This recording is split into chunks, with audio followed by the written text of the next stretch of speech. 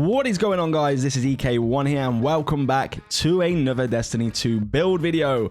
In today's video, we're going to be showing you a build where you can be Solar 3.0 on a Hunter and still get that Invis. Now, this is going to be particularly good for towards end game content. Just going Invis in those GMs, generating wells, generating orbs, and just basically staying alive. You can see the buffs on the screen. We have a number of different buffs running in this build. If you do find it helpful, once again, hit the like button and subscribe button. You guys have been absolutely incredible. So I did just want to say a huge thank you to the whole Destiny 2 community for showing the support you show on my videos, because you're absolutely incredible. We've not long come over to this game in terms of covering it with content. But honestly, thank you so much. I really do appreciate you. Now, with all that being said, let's just get straight into the build.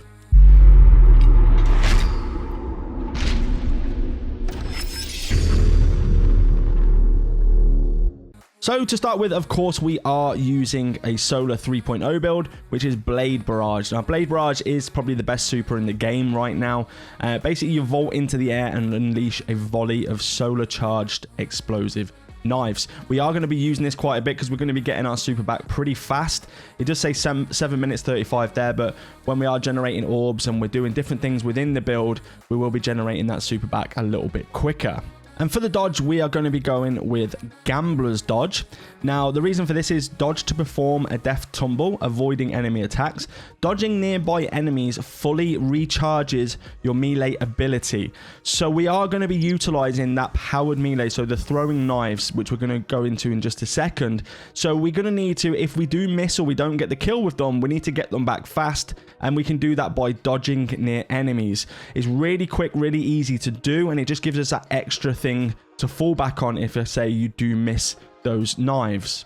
And that, of course, does lead us on to the knives, which is Knife Trick. So throw a fan of flaming knives that scorch targets on hit. Scorch is very important. We are going to be running some of the fragments to benefit or to go alongside this knife. And this is pretty much the best knife to use anyway, because it's just a fan of 3 knives that come flying out. And if you hit well or you hit good enough, you're going to get the kill, and these will never, ever expire. You'll always have them. And they'll also be sending you Invis with another part of the build. So for the grenade, it's pretty much up to you, but I do prefer to use the thermite grenade. So you just kind of throw this on the ground. So it's a grenade that sends forth a burning line of fire, dealing damage and scorching targets in its path. So more scorching going on. We are literally just going to keep throwing that onto the ground as much as we can, and then burning and scorching the NPCs. It does do quite a bit of damage as well, which is pretty cool, and the cooldown is quite quick with the mods that we're using. So now let's get into what aspects we're running on this build.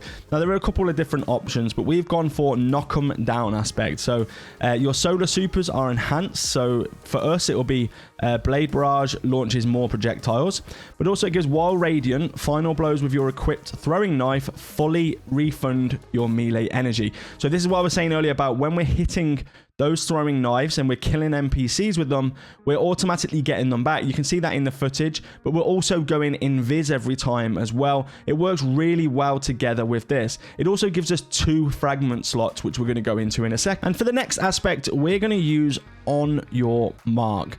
Now, some people will say go for the gunpowder's gamble or whatever you want to go for. You know, it's up to you really on this one. But for me, I prefer to have the 3 fragment slots.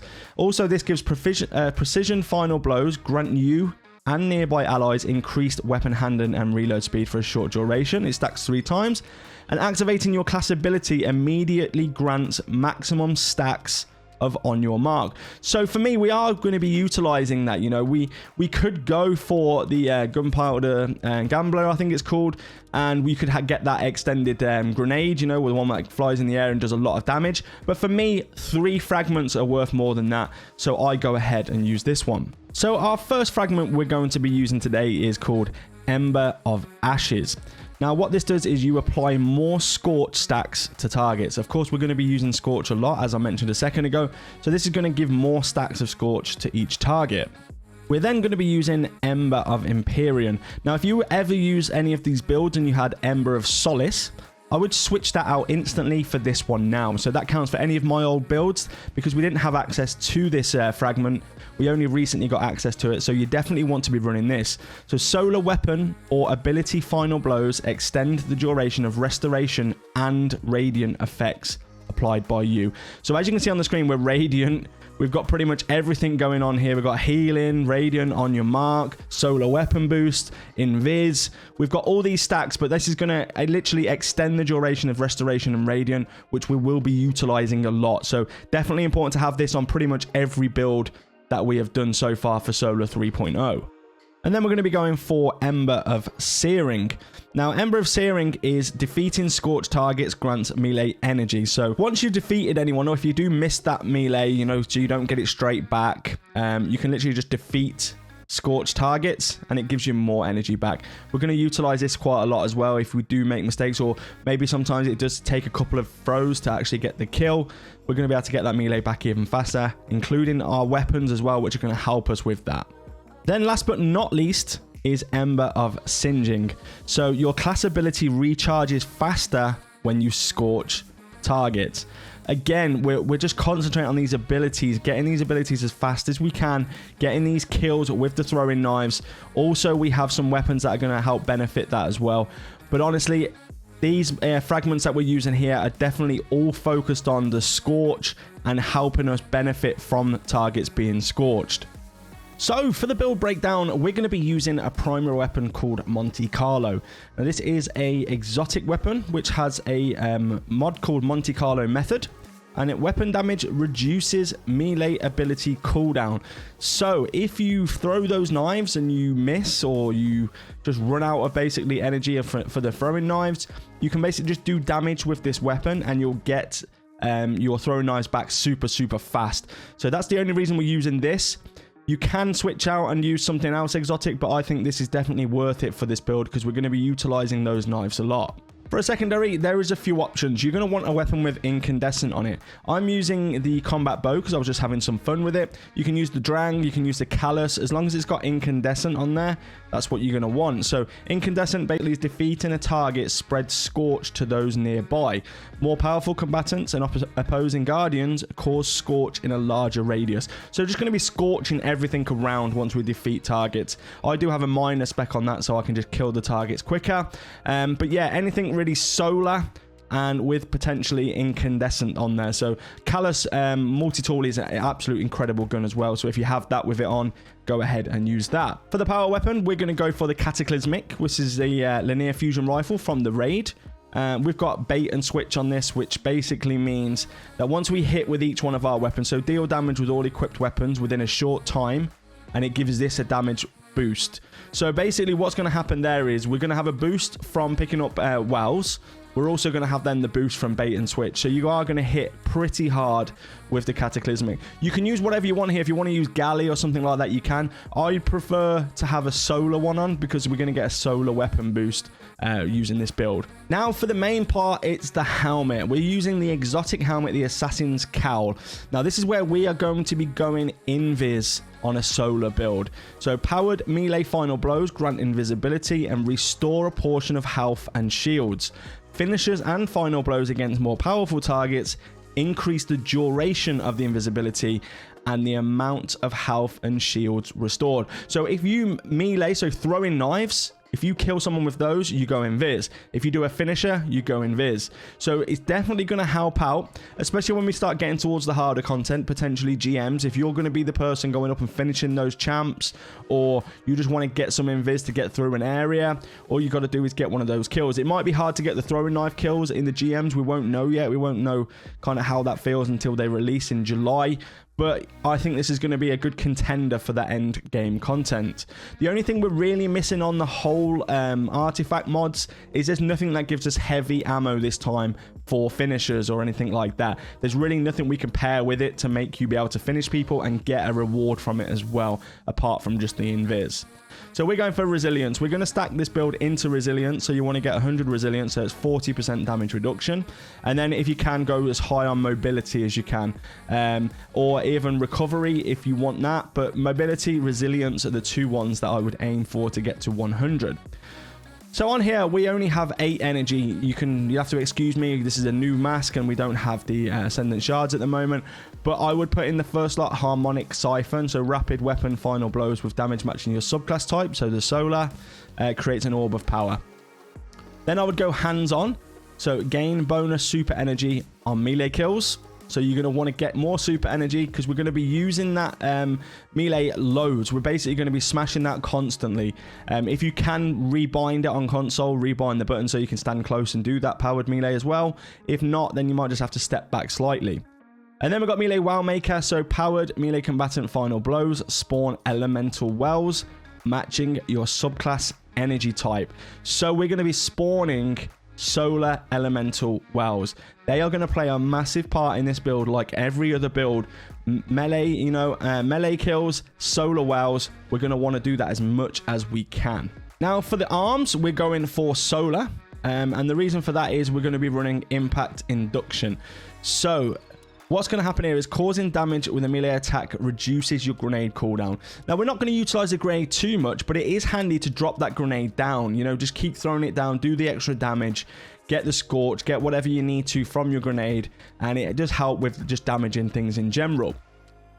Then, again, we're going to double stack Melee Well Maker, and I'll tell you why in a second. So this is going to spawn elemental wells, matching our subclass every time we get a melee kill, a powered melee, which is our throwing knives. On the chest piece, we've gone for Arc, and the reason being is we've got Armor of the Dying Star, so this reduces the incoming solar and void damage from combatants.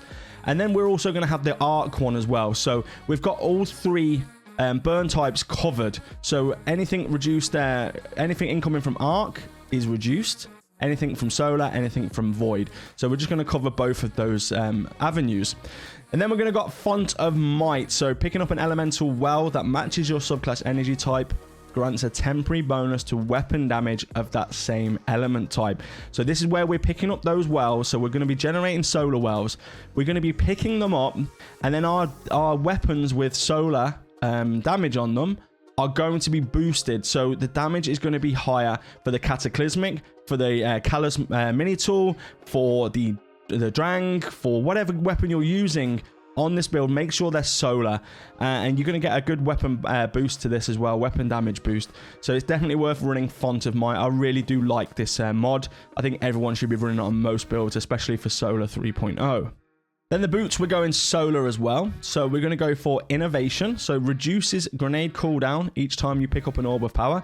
That kinetic siphon on the helmet, that's going to help with this. So we will be generating orbs of power, although we're not completely going after just generating orbs. We will generate them anyway.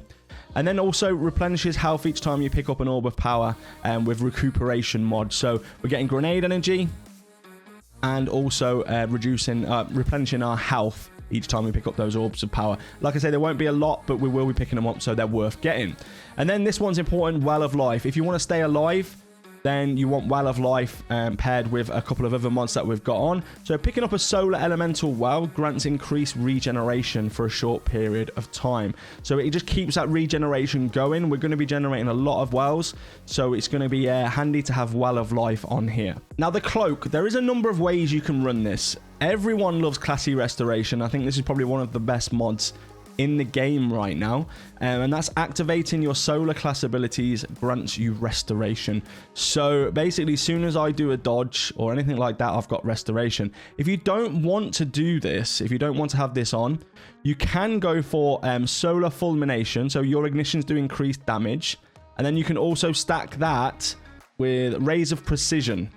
So you can go, while radiant, solar precision final blows cause combatants to ignite. So igniting and then increase the range and damage of the ignite. For me, Classy Restoration is probably a must-have. Even though you've got resilience, you know, you've got your restoration from the dodge, etc. With this, it's going to be really well together. It's going to go good with those elemental wells. But restoration and radiance are definitely a must-have. And then on here, we've got bountiful wells. And the reason we've got this on is because we have Melee Well Maker on. So Melee Well Maker, this just gives you the ability to stack those. So we're going to be dropping 3 elemental wells, solar elemental wells, for every kill that we get. So it's definitely worth having bountiful wells on it. If you don't have bountiful wells, you could pick something else like explosive well maker, you know, well of ordnance, anything you like really. But ideally have bountiful wells, because that's definitely going to spawn more elemental wells for you, and we're going to be generating a lot of those. It's really important to have this in the build. So that is it for today's build video. I hope you guys enjoy this build as much as I do.